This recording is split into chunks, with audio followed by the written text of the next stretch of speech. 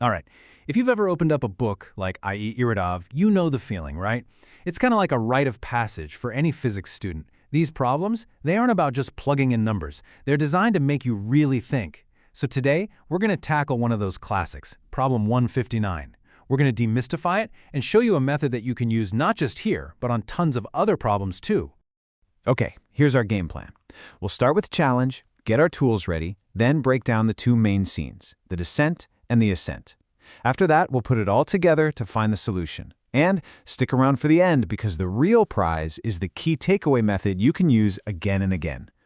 All right, first up, the Irodov challenge. We need to understand the question. Seriously, first things first, let's make sure we know exactly what the problem is asking. You'd be surprised how much of physics is just about reading carefully. Okay, so here's the problem straight from the book.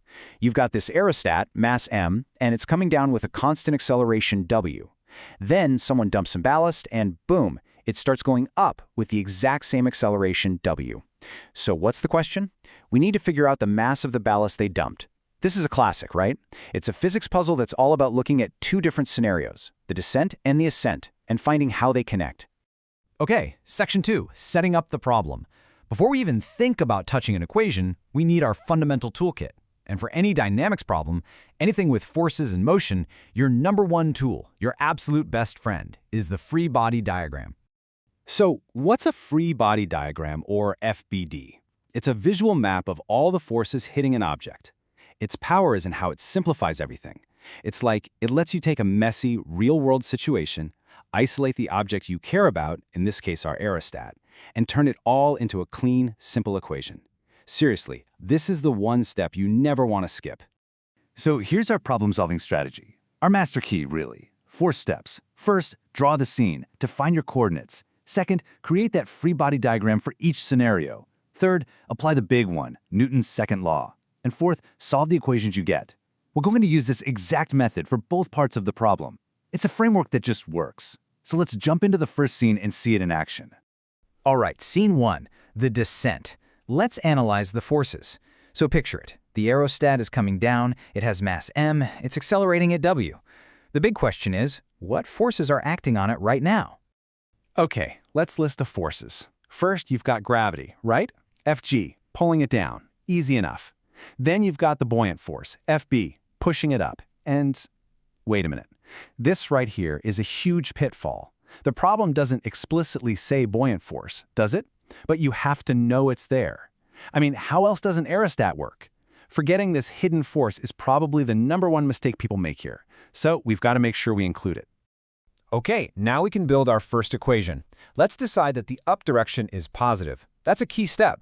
So, applying Newton's second law, sum of forces equals ma. What do we have? We have the buoyant force, Fb, pointing up, so it's positive. And we have gravity, mg, pointing down, so it's negative. And that all equals the mass times acceleration.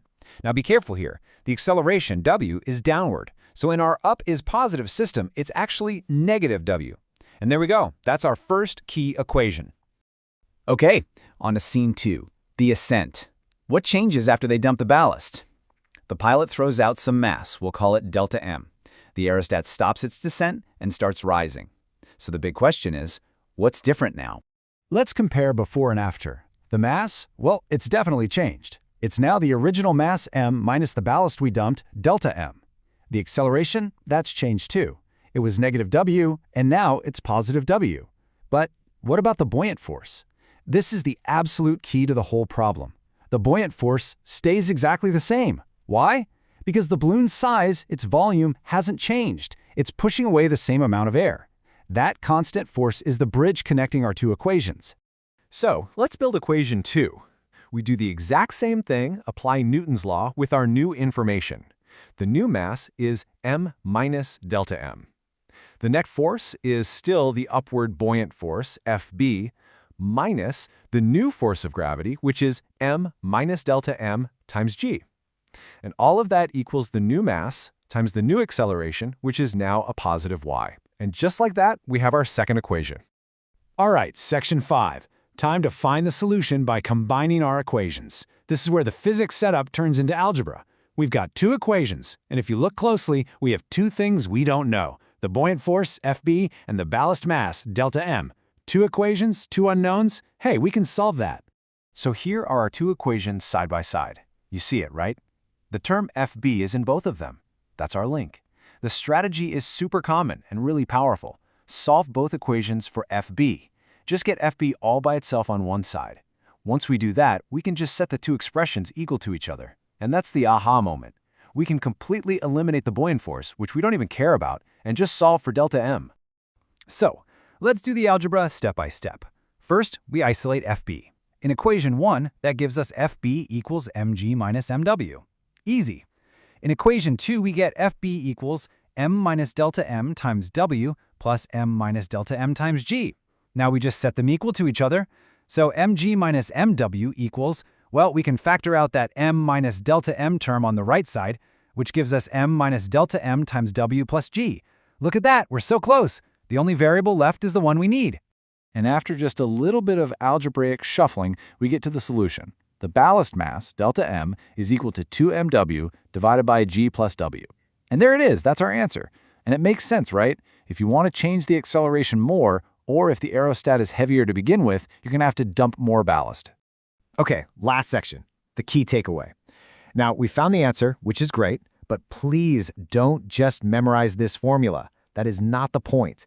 The real answer, the thing that's actually going to help you on the next problem, is the method we use to get here. So here are the key lessons. If you take away anything from this, let it be this checklist. 1. Always draw a free body diagram first. 2. Identify all the forces, especially the hidden ones like buoyancy. 3. Pick a coordinate system and stick with it. 4.